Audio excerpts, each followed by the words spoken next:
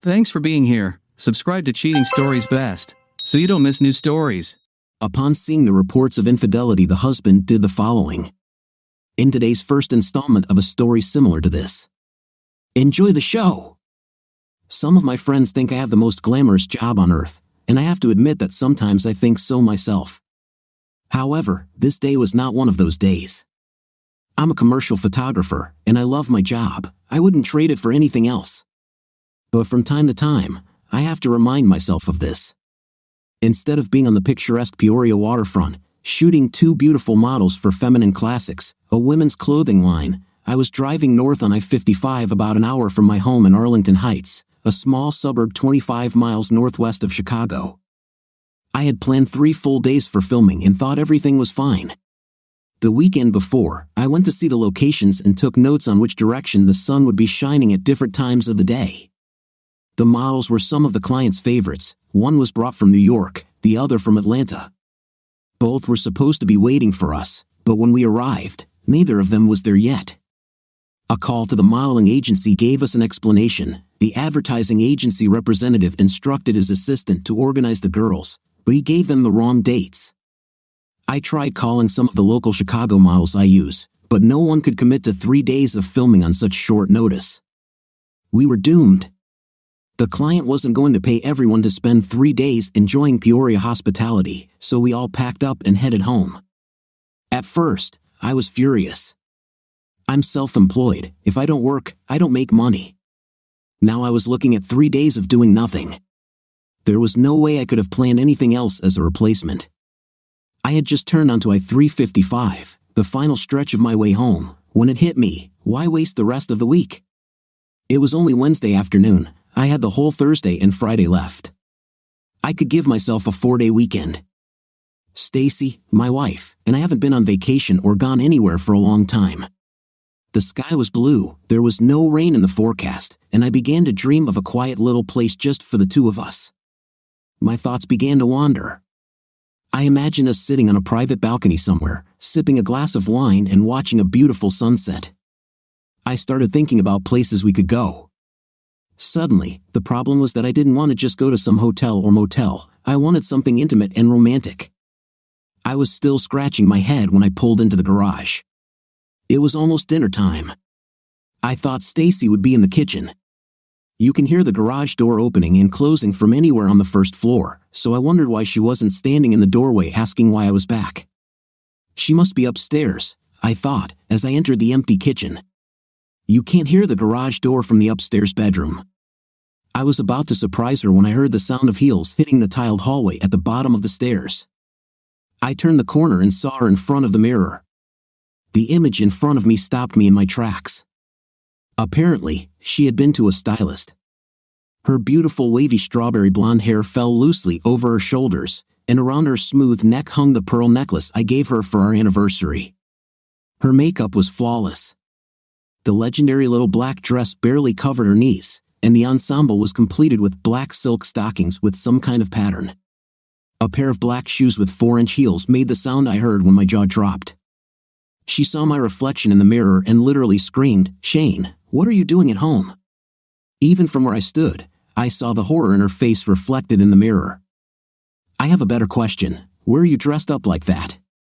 I demanded. I really took her by surprise.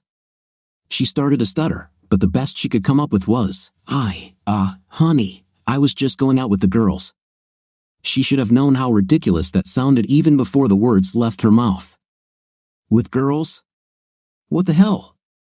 Answer me, damn it. Where are you going and who is this idiot you're on a date with? She simply froze, standing there in numbness and fear. Her mouth was open, but nothing came out. I noticed her small purse by the door. Obviously, she had put it there to check herself one last time before leaving. "We'll find out right now," I stated, walking towards her. She must have been terrified. She knew I would never hit her or any other woman, but she flinched when I reached past her and grabbed the small purse. "What are you doing?" "I'm checking your phone now." "We're going to find out who this lover is," I growled. "Wait, please, Shane, don't," she begged. "It was a mistake, please." I saw her mascara run as she panicked, trying to grab her purse, but she was too slow. Try that again and I swear I growled through clenched teeth. I didn't finish the sentence because I didn't know what I would have done.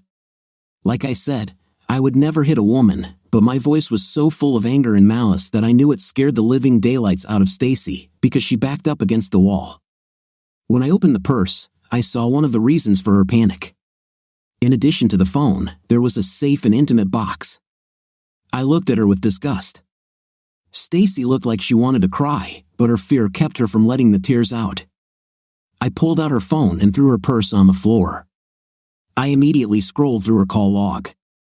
She had clearly deleted her call history, but since she didn't expect me home for the next 3 days, she didn't bother to delete the most recent calls. The first call was to her friend Joan, the third was to her best friend Gwen Carlson, but in the middle was Joe Wexler. He and his wife Doris were supposedly our friends. It wasn't convincing enough. One call wasn't enough to make accusations, so I checked the text messages. Although she had deleted the history there too, several messages during the day were sent and received from Wexler. They started a couple of hours after I left in the morning. The last message was sent an hour before I returned home. Stacy, hello love, my husband left. Are you sure you can't come now? I'm still in bed. Wexler, damn, stop teasing me, beautiful. You know I can't take a day off.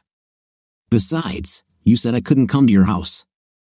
Stacy, I'm just teasing you. Wexler, see you soon. Doris thinks I'm leaving town, so we have the whole night ahead of us. Stacy, have you made your reservation yet? Wexler, yes, at the Country Hills Motel. It's right across from the restaurant. Stacy, hopefully, there will be a king bed, or rather a play area. Wexler, yes, I am convinced of this. The next message came from Wexler around 4 o'clock in the afternoon. Wexler, damn, this day goes on forever. Cannot wait. Stacy, me too, love. I bought a new dress especially for you. Wexler, really? I hope it can be removed quickly.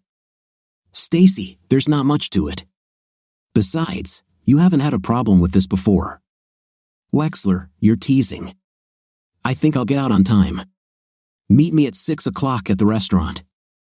Stacy, I'll be there, love. I looked at my watch. It was 5:30. Country Hills Motel. I knew I'd seen it before, but I couldn't remember where. As I headed to the computer in my office, Stacy found her voice. Wait, Shane, what are you going to do? Please let me talk to you. I'm sorry, it didn't mean anything, honestly. It was just supposed to be a little fun. Please don't do anything rash. I ignored her pleas but thought about what she said as I walked to my office. Fun, right? Well, I hope they had fun, because what's next isn't going to be fun. I still held her phone in my hand as I leaned over my computer desk and typed in the name of the motel. As soon as I saw the address, I knew exactly where it was. It was a former Sheraton that had been bought about a year ago. Good old Joe was about to get the surprise of his life. I walked back into the living room where I dropped off Stacy's purse. She still followed me, begging me to sit down and talk to her. I took out her car keys, then went into the kitchen and literally ripped the phone off the wall. What are you doing? Stacy shouted. By then, her tears were already streaming down her cheeks, and with so much mascara running down her face, she looked like a circus clown. Making sure you can't call your lover and warn him, I growled. Warn him? Shane, what are you going to do? Please, honey, don't do anything stupid. By the time she finished screaming, I was already halfway to our upstairs bedroom. I grabbed the phone from the nightstand and yanked hard, ripping the cord from the wall and snapping the connector in half. Shane, please stop, she begged. You're scaring me. I thought, okay, maybe she'll think twice about cheating on her next husband. There was nothing more I could do. I knew she could run to the neighbors and use their phone, but I took a chance that she didn't know the number by heart. With cell phones these days, who remembers numbers? Besides, how could she tell her lover that her husband was on his way to kick his 5th place? She followed me to the car, screaming in my ear, but I had already tuned her out. All I could think about was what I was going to do with Joe Wexler. I saw Stacy kneel down in the middle of the driveway, her face buried in her hands. For a moment, my rage subsided, and I sadly wondered why she had cheated on me. Was Wexler more of a man than I am? That's when my anger returned, and I thought, I guess we'll figure this out soon. There were still a lot of cars on the roads, and it wasn't until 6:15 that I arrived at the Plateau restaurant, right across from the Country Hills Motel. I parked the car and headed toward the entrance when Stacy's phone vibrated with a text. "Wexler, you're late. I hope everything is okay." "No, everything is not okay," I shouted as I walked past the innocent hostess and burst into the restaurant. Wexler's head turned sharply in the direction of my voice, his eyes wide with fear as he saw me rushing toward him. "Shane," he blurted out in panic. He tried to get up quickly, but his heel got caught on something, and he, along with the chair he was sitting on, fell to the floor with a loud crash. There was fear in his eyes as he looked at me, and he tried to crawl away on his butt. So he's more of a man than I am, I thought. "Hey, what's going on?" I heard someone scream from afar, but didn't pay attention. I was focused on my target. "Shane, don't do anything crazy," Wexler muttered awkwardly as he got to his feet. "I hit him. This man is sleeping with my wife." I screamed. Okay, maybe he deserves it, but not here," someone said. I knew the fight was over, at least for now. Some of the hands that were holding me let go when they felt me starting to calm down. I looked down and saw that Joe had put his phone on the table after his last text. Most eyes were directed at him. The phone was exactly the same as mine. I took it and put it in my pocket. One of the guys who was holding me was now focusing his attention on the fool. I assumed he was either a bartender or a manager, based on how he took control of the situation. He shouted to someone named Eddie to call the police. When I looked around, I realized that no one was paying attention to me. Everyone was too concerned about their own problems. So I turned around and just walked out. I knew it was only a matter of time before the cops came for me, but I had one more thing to do before they arrested me: ruin Joe Wexler's life. I quickly walked to my car. As soon as I sat down and was out of sight, I took Wexler's phone out of my pocket and dialed his home number. Of course, Doris thought it was her loving husband calling. "Hey honey, I thought you were already on the plane. Is everything okay?" "Joe's not on the plane, Doris. He's not even leaving town. He's at the Plateau restaurant, where he was supposed to meet my wife. They're having an affair," I stated bluntly. "What? Who is this?" she screamed. "I don't believe you." "Whoever you are, this is Shane Burke." "And I'm afraid it's true," I said. I heard her sigh. At that moment, I received a signal about a second call. I was going to ignore it, but the number seemed familiar. I had a hunch, so I acted accordingly. I told Doris to wait a second, pressed the switch button, and quickly set up a three-way call. Stacy's voice came through loud and clear. Joe, get out of there now." Shane came home early and caught me on the way out. "He knows." "Joe, he's coming for you." "Get out." Doris shouted from the other line. "You're a damn liar. I'll rip your heart out. If you want it so bad, you can take it." I heard Stacy scream. There was a short pause before Stacy realized she was talking to Doris. No. Stacy screamed. I heard her start crying again and someone else in the room with her. My suspicions were that it was Gwen, Stacy's best friend. I checked her number on Stacy's phone, and it matched the number she called from. She lived about 3 miles from us. Stacy probably went to her place to use her phone because she didn't want our neighbors to know what she did. Besides, we were all in the same circle of friends, and Gwen most likely had Wexler's number. The line went dead as Stacy sobbed in the background. I took a deep breath, trying to calm down. My mind was racing, processing the events of the last hour. 2 families destroyed just like that. Stacy and I didn't have children yet, but Joe and Doris had a son. My vision became hazy as I looked out the windshield and wondered the famous question that all men ask themselves in a similar situation: why? I thought she was happy. What went wrong? A few tears broke through and fell onto my cheeks, then continued down my face. I used to love her. I loved her with all my heart. How could she betray me like that? I don't know how many times I asked myself the same questions, but it didn't matter. I still wouldn't find the answers. I was still sitting there when I heard sirens approaching the corner. A few seconds later, 3 police cars arrived at the entrance to the restaurant. Damn, I thought. It really didn't take them long. I sat there for a minute, trying to decide what to do. Hell, I was sure Joe would tell them who I was. They would still come to my house to arrest me, so it's better to surrender immediately. The problem was that my car still had my camera equipment in it, and I wasn't about to leave it in the lot or let them tow it to the impound lot. I took out my phone and called Marcy, my assistant. She used my car to run errands and had her own keys. She was with me in Peoria and had just returned home. I was embarrassed to involve her, knowing how tired she was after a long trip, but when I explained the situation, she took care of everything like a pro. She said she would be at the restaurant in half an hour. We would leave Joe's car in the parking lot, and she would take mine home. I gave her the code so she could park the car in the garage. When she's done, she'll take a taxi to her car and add the cost of the taxi to her expense account. Sometimes I have no idea what I would do without her. Since the issue with the car was resolved, I no longer had any excuses. I returned to the restaurant, where 3 police cars were parked at the entrance. I expected the place to be swarming with cops, but everything looked normal. I looked around and saw a guy pointing at the bar. "They've all gone back," he told me.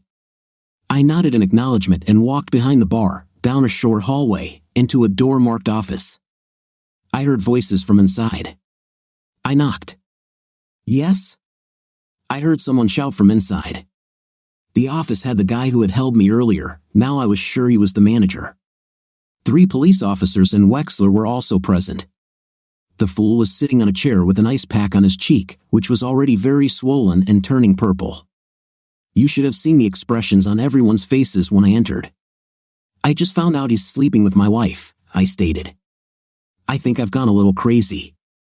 "Is this the man who hit you?" asked one of the policemen before the idiot could respond.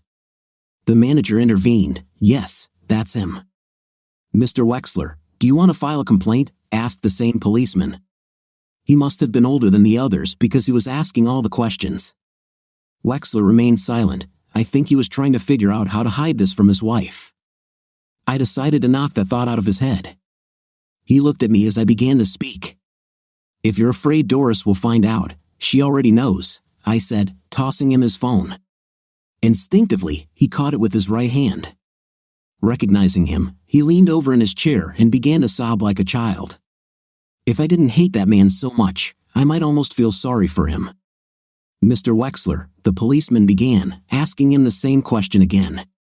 No, the idiot sobbed, shaking his head from side to side. His face was hidden in his hands. The policeman looked at the manager. "What about you? He caused a disturbance in your restaurant. Do you want to charge him with disorderly conduct?" I think the manager was on my side because he immediately refused to press charges. The policeman then turned to me. "Sir, may I have your documents?" I took out my wallet, pulled out my driver's license, and handed it to the man in blue. He took a notepad from his breast pocket and wrote down my information. When he finished, he turned his attention back to Wexler. "Sir, I strongly recommend that you go to the hospital and get an X-ray. You may have a broken jaw." My enemy was still crying, shaking his head, and muttering that he was fine. I saw the policeman's name as he turned around and handed me back my ID. "Okay, since no one is pressing charges, you can go. But don't go too far. If Mr. Wexler has serious injuries, the situation may change," Officer Dolby said. "Yes, sir," I replied, taking my documents and putting them back in my wallet. "Mr. Burke, you seem to have a violent streak. How is Mrs. Burke?" I knew he was just doing his job, but Officer Dolby was starting to annoy me. "I have no violent tendencies," I answered sharply. "Mrs. Burke is fine. I would never hit a woman under any circumstances. But if you think I'm such a bad person, try coming home and finding your wife all dressed up and ready for a date with one of your friends. See how you react." "Okay," he replied. "I understand. But you're lucky. You could be in big trouble right now. I suggest you calm down and talk to your wife. It might not be as bad as you think." I chuckled at the policeman's attempt to play marriage counselor and thanked him with a grin. Turning to leave, the manager spoke. "Mr. Burke, I don't want to see you here again." "That suits me too," I snapped. "I make friends quickly, that's for sure."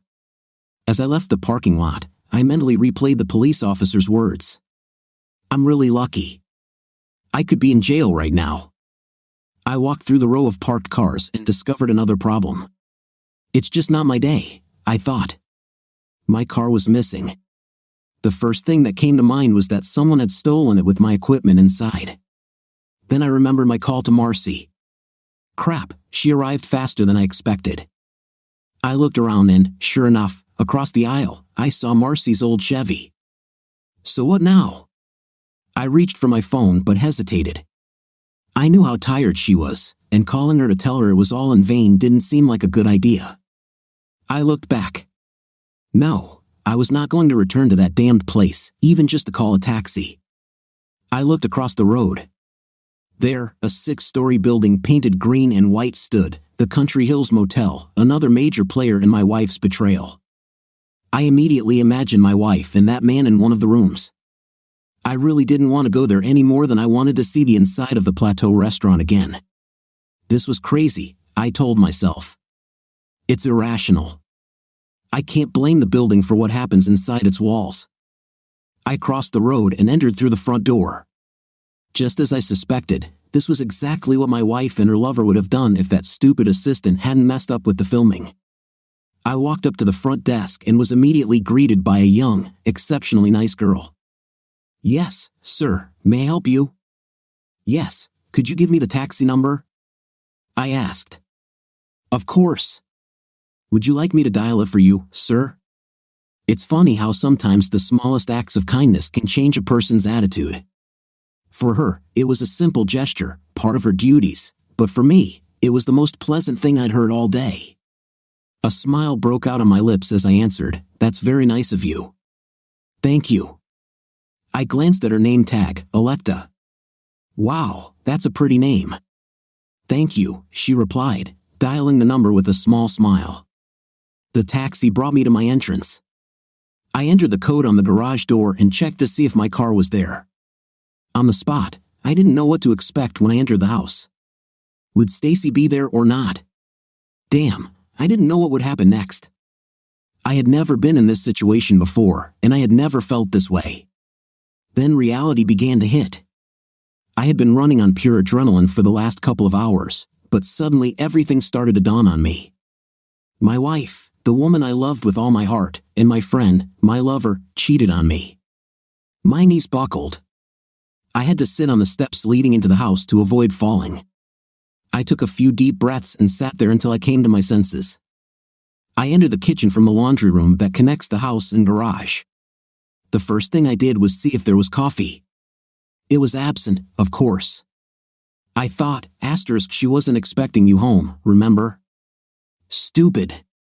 Why would she have prepared it? I was pouring water into the coffee maker when I felt a presence. I looked towards the door to the living room. Gwen, what are you doing here? Where is Stacy? Apparently, she had a key to our house, which my wife gave her. Sorry, I didn't mean to disturb you. I didn't see your car and thought you were gone. Stacy gave me the key and asked me to pick up something for her. She's scared to come home, Shane. She's scared to death, her best friend replied. This is nonsense. I have never laid a hand on her or any other woman. She knows perfectly well that I would never hit her. She's not afraid you'll hit her, Shane. She's afraid of what you'll say to her. Fine, that's fine with me. Keep her with you until I pack my things and leave here, I growled. Shane, please don't do anything rash, Gwen pleaded. Reckless, stupid, crazy. Everyone's so damn worried, telling me how I shouldn't react to my wife sleeping with another man. Tell me, Gwen, how should I behave? I'd like to know because I never thought I'd be in this situation. Gwen lowered her head, walked over to one of the kitchen chairs, and sat down. Can I have a cup of coffee when it's ready? She asked. Of course, I replied, adding the last spoonful of coffee and turning on the coffee maker. I walked over and sat down on the chair opposite Gwen. Now that most of the anxiety had passed, depression began to take hold of me. I don't understand. 3 days. I was only supposed to be away for 3 days. She couldn't keep her legs closed that long. Why? Why did she throw our marriage down the toilet like that? Was I such a bad husband? Shane, if you were a bad husband, she wouldn't be so shocked. The reason she called Joe in such a panic wasn't for his benefit. She was worried about you, what you'd do, what kind of trouble you might get into. Get into? She said she's never seen me so angry. Yes, well, it's definitely not for me that she dressed up like that, and she definitely wasn't thinking about me when she had a night with Joe Wexler. Gwen didn't know what to say to that, and what could she say? I sat and just stared at the floor for a few minutes, waiting for the coffee to be ready. Then it occurred to me that I might be sitting with an accomplice. Gwen, did you know about this? Did you know she was cheating? No, Shane. Honestly, I didn't know anything about it until today. I was still suspicious. My wife had lied to me. What made me think her best friend would tell me the truth? Gwen saw the skepticism on my face. You don't believe me, do you? I don't know what to believe, Gwen. Maybe you should leave, take what you came to pick up, and go. I don't want to see anyone right now. I know, she said, a little shocked. Under normal circumstances, I'm a pretty friendly person. Shane, don't let this change who you are. I will never. It's already changed me, I snapped. I haven't hit anyone since 5th grade, and today I enjoyed it. Did you hit him? Did you hit Joe? Damn right I hit him. If we were alone, I would have beaten him to a pulp and enjoyed every moment of it. Are you going to be arrested? I noticed a note of real concern in her voice.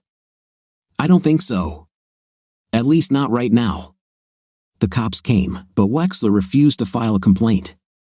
Who knows, maybe he'll change his mind later. I don't know. I'm sorry for Doris and their son. She looked me in the eyes. And of course, you too. I don't know what Stacy was thinking. Yeah, well, if you ever find out, tell me too. I still can't believe this is happening. My whole world turned upside down today, Gwen. My whole world. I didn't want to say more. I'm sorry, Gwen. If you truly didn't know about Stacy's affair, then I'm sorry. But if I ever find out that you knew about it, I swear I will never speak to you again in my life. Now please, just leave. I just want to be alone. Gwen looked sad as she stood up from her chair. Okay, let me go upstairs and get something for her, then I'll leave. With a gurgle and a spit, the coffee maker finished its job, miraculously turning simple tap water into a magical elixir. Just as Gwen returned carrying Stacy's small suitcase, she asked, Shane, what do you want me to tell Stacy? Can she come home? No, I don't want to see her. I don't want to talk to her. I don't want anything to do with her now. Keep her with you. Or, I couldn't think of anything. I don't know. She has a credit card. Let her go to a motel for a couple of days. If you don't want her, tell her she can come home Friday night. You won't be here then, will you? Gwen asked. No, I'll probably move into the back room of the studio temporarily, at least until I find an apartment. I walked the gloomy Gwen to the door. Look, Gwen, I'm sorry I snapped like that. I really loved Stacy with all my heart. I never thought she would do something like that. It's something I'll never be able to forget or forgive. Our marriage ended so quickly. Tell her that. Tell her I'll see the lawyer on Monday. I saw the sadness on Gwen's face. She was a good friend. I'll tell her, Shane. I'm sorry, she said as she walked out. This is wrong. You love each other. It's just wrong, were her last words as she headed to her car. I felt sad that I almost kicked her out of the house. I liked Gwen and her husband, Jerry. I didn't know them as well as Stacy did, but we went out together a few times. I really doubted that she knew about Stacy's affair. I couldn't be sure anyway, and in the mood I was in, I didn't want to be around anyone. I returned to the kitchen and poured myself some coffee. I sat down at the kitchen table and, looking blankly out the window, thought, I can't even say what I was thinking. Nothing made sense. Why? What the hell could she be thinking? My mind was somewhere far away. My hunger finally brought me out of my stupor. The only coherent thought I had in the last few hours was the realization that I was hungry. With all the problems associated with finding models earlier in the day, I hadn't had lunch. Damn, I haven't eaten anything since meeting the team at 6 o'clock in the morning. Did this really happen this morning? Did my life really fall apart in less than a day? I didn't want to cook, of course. I didn't want to go anywhere. In fact, although I was hungry, I didn't feel like eating. I was just so damn lost. Well, I had to eat. I looked at the clock and couldn't believe it was almost 10. I must have been sitting at my desk for a couple of hours without realizing it. There was a small diner nearby that stayed open until midnight. The food there was greasy and expensive, but I didn't care. I just needed something in my stomach. When I entered, the place was almost empty. A young couple sat in a booth by the window, and an older man sat at the center of the counter. I sat at the end of it.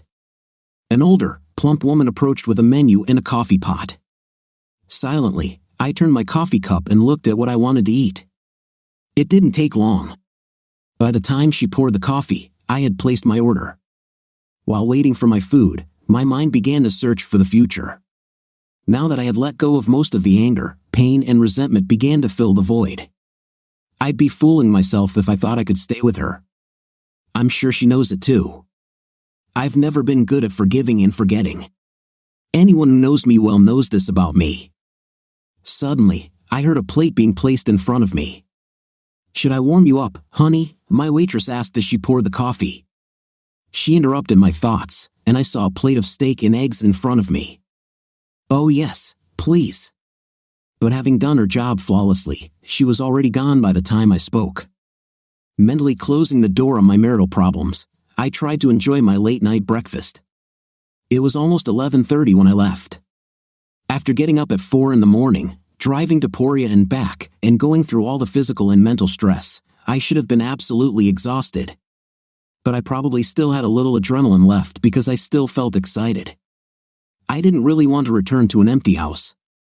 After starting the car, I tried to choose a direction. When I couldn't, I just took off and drove. I had no idea about my route. All I knew was that I found myself in front of my studio at 2 o'clock in the morning. I still had my gear in the car, so I carried everything inside before collapsing on the couch in the locker room. By then, I was so exhausted that I didn't even remember my head hitting the pillow. When I started to wake up, I heard a ringing in my ears. I lay there for a minute as the peaceful, liberating sleep gradually gave way to awareness. I sat up and dangled my legs over the edge of the mattress, shaking the cobwebs out of my brain. I finally realized that the annoying call was my phone. Hello? I muttered. I wasn't entirely conscious, and I must not have sounded like myself. That's probably why there was a pause before I heard the voice. Hello, is this Shane? Yes, that's him. How can I help you? I answered, looking at the clock on the wall. It was 10:30. Shane, this is Jerry Carlson. Did you know that Stacy spent the night with us? Finally, I came to my senses. Everything that had happened the day before came back into focus. Yeah, I told Gwen to stay at the motel if you don't want her. No, that's not it. I just didn't want to get involved in your business. I wanted to make sure you were comfortable with it. I appreciate it, Jerry. Yes, that suits me. Okay. Are you okay? You sound a little out of it. Yeah, I'm fine. Yesterday was a long day, and between all the problems and the hit on Wexler. Wexler? Did you hit him? Jerry sounded like he didn't know anything about Joe Wexler. Yeah, he cheated with Stacy. What? Why do you think you have it? I asked. Gwen said you and Stacy had problems, but she didn't say what they were. Oh, I'll have to think about it. I know they're best friends, but I don't feel comfortable. Jerry, I said, interrupting him, it's only until tomorrow night. I need a little time to get my things together, that's all. I told Gwen to send her home Friday night. There was a few seconds of silence. I don't know. I think it'll be okay, but now I'm mad at Gwen for not telling me. I heard a big sigh from the other end of the line. I'll let her stay as long as you're sure it's right for you. Yes, Jerry, that suits me. Okay, I'll let her stay until tomorrow evening, but not a minute longer. You know, I never liked Wexler. He always seemed too cunning, narcissistic, you know what I mean? Yeah, well, I wouldn't leave him alone with Gwen, that's for sure. Oh, I can guarantee that. Okay, Shane, I'll let you go. I'm sure you have a lot to do. Thanks for letting me know what's going on. If you need anything. Thanks, Jerry. I really appreciate it. Maybe I'll ask you to hold Wexler while I pour molten lead down his throat in a little while. Ha, he laughed. At least you haven't lost your sense of humor. You're joking, right? I chuckled quietly. Yeah, I think so. Don't be too hard on Gwen. They've known each other since 4th or 5th grade, something like that. Yeah, I know. It still annoys me, Shane. And with that, he hung up. I sat on the edge of the bed for a few minutes, thinking about what I needed to do. I didn't care about furniture or such things at the moment, but there were things that I needed. I had to take almost everything from my home office, the books I wanted, my computers and printer, and some light photography equipment that I kept for family events and that sort of thing. Huh, I chuckled to myself. I don't think I'll be filming things like this anymore for a while. I still wanted to eat, but I needed something. Once I started loading everything, I didn't want to stop until I was done. I went to Denny's, 3 blocks from the studio. I drank 3 cups of coffee, chatted a little with the waitress, and ate a big hamburger. I was just finishing up when my phone rang. It was my assistant, Marcy. I picked up the phone and said, "Hello. Are you okay? I was expecting you to call and ask me for the bail. Have you been arrested?" "No, the person I hit isn't filing a complaint. I'm fine." "God, Shane. Are you sure? They're cheating. It's just, well, Stacy just doesn't seem like it." "Oh, I'm sure. No doubt about it. I'm moving into the back room of the studio temporarily, so if you see a light there at night, don't be alarmed." "Okay. I'm sorry, Shane. If there's anything I can do to help." "Thanks, Marcy." Nothing needed yet. We said our goodbyes. I paid for lunch and headed back to the studio to pick up the SUV. It took me 3 trips back and forth between home and the studio, but I finally moved everything I wanted. It was a little after 8 when I finished. I was hungry again, so I went to the nearest store and bought some frozen dinners that I could heat up in the microwave. When 9:30 came, I felt bored, lonely, and sad, very, very sad. I lay down and wondered why I am so unapologetic when it comes to forgiveness. This is not by choice, and some people who know me consider it a character flaw. Stacy saw this firsthand at my 10th high school reunion. As a child, I took on odd jobs or part-time jobs. Over the course of several years, I saved every cent I earned until I had enough money to buy my first car. As a junior, it was an old wreck, but it ran. Janet Walters was the first girl to ride in it. After that, we started meeting regularly. After 3 months, I thought my life was good. I studied well, had many good friends, my own car, and one of the most beautiful girls in school as a friend. What else could life offer? Then, one Saturday evening, I came to pick her up for our usual date. Her mother answered the door and seemed a little embarrassed. She told me that Janet had gone out with her friends a little earlier. I asked if she would come back for our date, and she said she didn't think so. I thought, what the hell? If it's something special, fine. But at the very least, she could call and let me know, I was sure she would call me on Sunday to apologize, but I didn't hear a word. By Monday, I was seething. She and I had time to work independently before lunch. We had the opportunity to go to the library, but I preferred to do homework at school, while Janet liked to go to the library to look at fashion magazines. I hadn't seen her since Friday and couldn't wait any longer to talk to her and hear her excuses. When I entered the library, she and her friend Debbie were standing at the magazine rack, their backs to the door. They were so busy talking and giggling that they didn't see or hear me when I approached them from behind. As it turns out, I didn't have to ask her, they were discussing Saturday night. "So you made it, huh? Went on a date with Brad Turner?" "You're in luck, girl," Debbie said with a small chuckle. I knew Brad Turner. He was a couple of years older than us and had already finished school. I always thought he was a narcissist. Yeah, I was supposed to go with Shane, but I ran into Brad at the mall the day before. He works at Carbu, they sell seemingly cool hubcaps and stuff. He bought me lunch and asked me out on a date. I mean, would you say no? Of course not, Debbie replied. Does Shane know you went with someone else? Are you kidding? No, of course not. What did you tell him? What excuse did you give him? I couldn't think of anything. I thought of saying that I went with friends, but he knows all my friends. Brad was supposed to pick me up half an hour before Shane, so I just left. I decided to leave my mom to deal with Shane. Both girls thought it was funny. Was he angry? I don't know. I haven't seen him since. Mom said he was just surprised and left. I think I'll find out at dinner. What are you going to tell him? Oh, I have everything thought out, she boasted. I spent all day on Sunday coming up with plausible lies, but I decided everything. Are you going to continue dating Brad?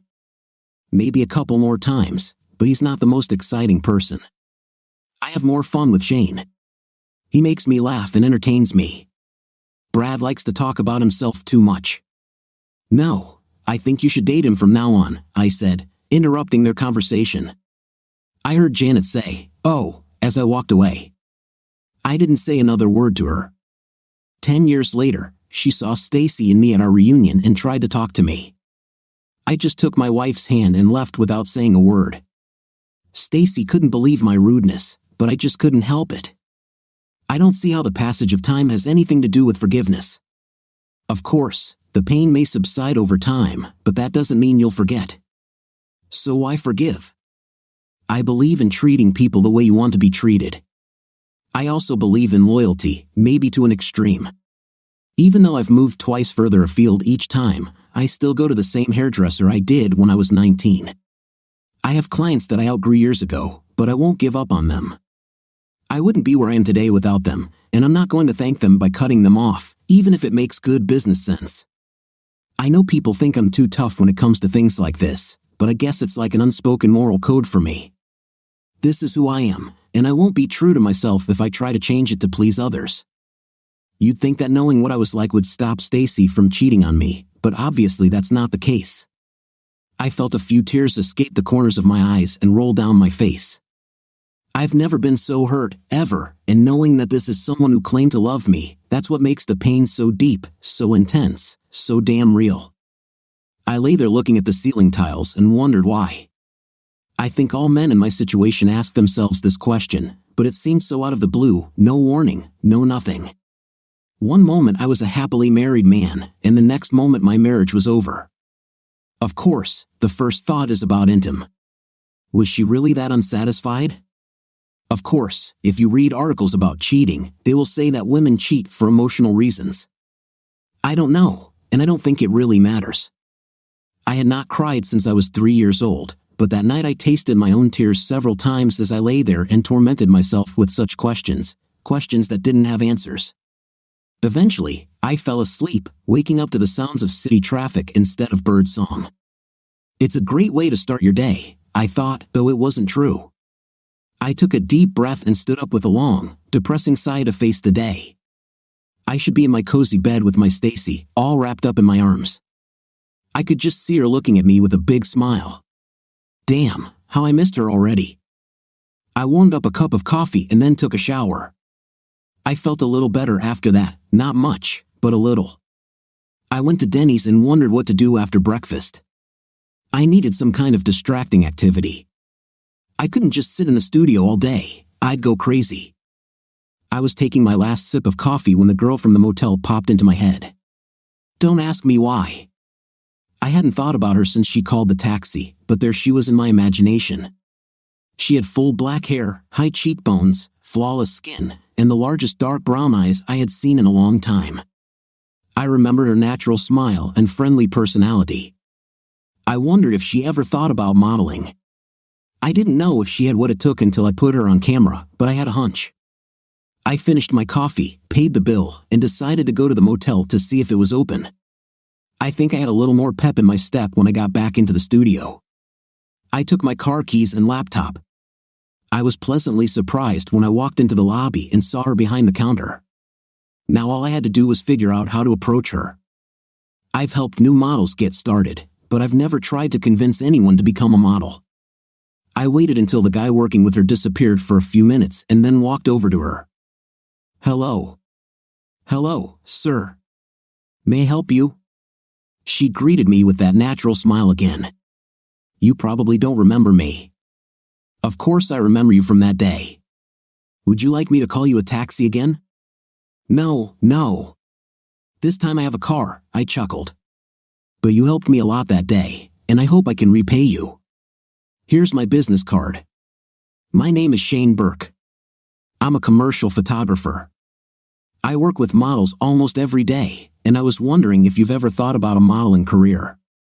I need to take a few test shots, but I think the camera will love you." "Test shots?"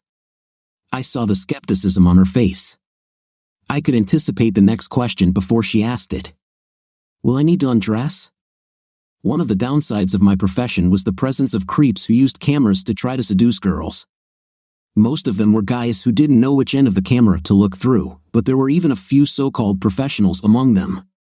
I think every industry has its bad elements. "No, you won't have to take off your clothes," I told her. "Look, I have a laptop. I can show you what I do. Do you have a coffee break? If not, we can meet for lunch at my expense." I could almost see the wheels turning in her brain as she tried to figure out whether I was real or not. Finally, I saw her smile slightly. "Okay, I have lunch at 11:30. There's a restaurant right across the street."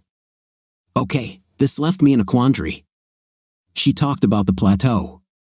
Oh, I hesitated a little. "I'm not really welcome there." "It's a long story," I said with a grin, trying to make it seem like a small matter. "Is there another place?" "Well, there's a Starlight Cafe around the corner." "Will that suit you?" I asked. "Yes, I eat there sometimes." "Okay, see you at the Starlight Cafe at 11:30, I said with a smile. When I left, I was already thinking about the upcoming shoot for which she would be ideal. I had an hour before lunch, so I took out my phone and started making a few calls. My first call was to Monk. Although she was relatively new to the business, she was one of the best makeup artists I had worked with in a long time. After the greetings, I told her why I was calling. "Monk, would you like to work as a TFP, time for print?" "Perhaps," she replied. "What do you have?" "A new star. Or at least, that's what I think. She's never modeled before, but I think she's a natural beauty." "How's her skin?" "She's slightly dark-skinned. I think she's Greek. Black hair and dark eyes. You know that jewelry shoot that's coming up next month where they want that sensual look? She's perfect. When do you want to do it?" "I don't know yet. I'm not even sure she wants to try modeling. I'm going to talk to her in an hour." "Well, I'm interested. Let me know if it works out." "Absolutely, Monk, and thank you." My next call was to Donna, a stylist I work with often. I was almost sure she would be available, and I was right. Marcy would complete my team. Now, all I needed was to get my potential model interested. I was tired of waiting in the parking lot, so I went in and ordered a coffee while I waited. When she came in, she had someone with her. As they approached, I saw that he had a badge indicating he was an employee of the motel. I started to think that I was wasting my time. "Hi, Mr. Burke. I hope you don't mind I brought a friend," she said as she sat down. "Oh, don't worry. Tony will pay for his own lunch." I had already told the waitress that I was waiting for someone else, so she quickly came over when she saw them. I was a little annoyed and was going to let her friend pay for himself, but by the time we ordered, I decided she was just being cautious. I guess I can't blame her for that, so I told the waitress to include everything in one bill. As soon as our waitress left, Tony spoke before I could even open my mouth. "How can we be sure that you are who you say you are?" he asked rather aggressively. "Anyone can print business cards. Do you have any recommendations we can ask?" I understood bringing someone with me, but trying to put me in a defensive position when I was just trying to offer her an opportunity was going overboard. Besides, I really didn't want to do it. "Okay, this obviously won't work." I stood up and threw $30 on the table before picking up my laptop. "Lunch is on me," I said, and then left. Returning to the studio, I found my phone ringing. I looked and saw that it was Marcy. "Hey, boss. How are you?" "Ha," I grinned. "It's been better. Are you in the office?" "Yes, I went out for a while, but I'm back. I'll probably go to daily at noon. Do you want me to come?" "No, there's nothing to do." "Well, I can come and keep you company. Maybe we can plan a future shoot or something." "Thanks, Marcy. I really appreciate the offer, but I'm fine. Enjoy the long weekend. See you Monday morning." "You're sure?" "Yes, I'm sure. Don't think about this place until I see you." She thanked me again, and we said goodbye. I went to Daily for lunch, which I hadn't had before. When I got back, it was about 2:30. I was so lost, I didn't know what to do. I lay down in the back room and cursed that stupid assistant again. If it weren't for him, none of this would have happened. I would be doing what I love and would be completely unaware of my wife's infidelity. I thought about just trying to take a nap to kill time, but I couldn't sleep. My mind was too busy replaying everything that had happened. Finally, I got up and sat down at the computer. Maybe I could experiment with some different processing techniques to distract myself for a while. It was almost 5 when I gave up. I was thinking about going to the cinema when I heard a knock on the door. I walked into the reception area and looked out the window. It was Electra, and she was alone. I opened the door and let her in. "Hi," she said somewhat shyly. "I'm glad I made it before you left. I wanted to apologize to Tony. He was just trying to protect me." "Did you come here to apologize?" "Yes. I felt bad when you left. I thought about calling, but I wanted to apologize in person. I was impressed. I didn't know where she lived, but it was 45 minutes from here, probably longer during rush hour." "I appreciate it," I said. "Well, since you're here, let me show you the studio." I gave her a short tour and then returned to the office and offered her coffee. While she looked at my website and portfolio, she was impressed and began to show interest but was still a little doubtful. "Do I need to sign any contracts or something?" "No, no contracts. The only thing I'll ask you to sign is a modeling agreement.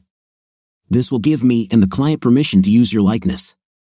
If you start modeling full-time, you'll be signing a lot of these." She considered my words for several seconds. "Do you want to take some pictures?" she asked enthusiastically. "Not today," I replied. I saw the disappointment on her face. "You need a hairdresser, a makeup artist, and something other than this green uniform." Her enthusiasm evaporated quickly. "How much will all this cost me?" Just as quickly, her enthusiasm returned when I answered, "Nothing. It won't cost you anything. I'm offering you an opportunity to make money, not spend it. I already have a makeup artist and a hairdresser. You'll need to sign a modeling agreement, like I said. That's your payment to them. They'll be able to use the photos for your own advertising. Is this suitable for you?"